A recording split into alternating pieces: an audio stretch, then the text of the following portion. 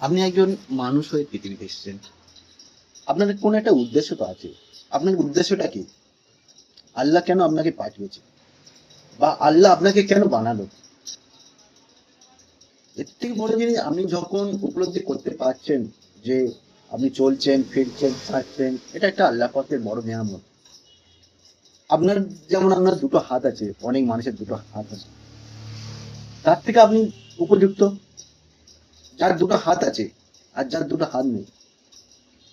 এর থেকে অনেক দুর্বল, যার দুটো হাত নেই। কিন্তু সে যখন হাত না থাকার সত্ত্বেও আল্লাহর কাছে আলহামদুলিল্লাহ বলতে পারে। আপনার দুটো হাত থাকা সত্ত্বেও আপনি বলতে পারছেন।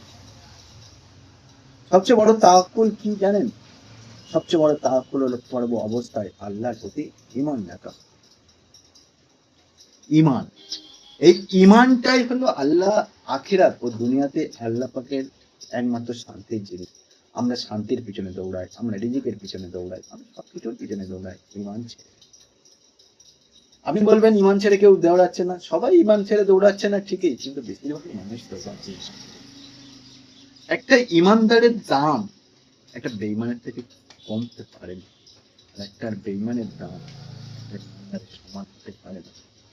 যাই হোক, আপনি যখন কোনো কিছু অসুবিধার মধ্যে পড়ছেন, তখন আপনার মনটা কোন দিকে যাচ্ছেন সেইভাবে উপলব্ধি করুন আপনি আপনার কতটা উপযুক্ত হতে পারলেন। সবচেয়ে বড় দুনিয়ার চাওয়া হলো আল্লাহকে রাজি খুশি করে যাওয়া। আল্লাহ সব দুনিয়া সবকিছু পেলেন, যদি আল্লাহ রাজি খুশি না হয় তাহলে পুরো দুনিয়াও বেকার, আখেরাও বেকার। আর যদি দুনিয়া কিচ্ছু নাও পেয়ে যদি আল্লাহকে রাজি খুশি করতে পারলেন, তাহলে আপনার দুনিয়া আখেরাত দুটোই হয়ে যাবে ইনশাআল্লাহ।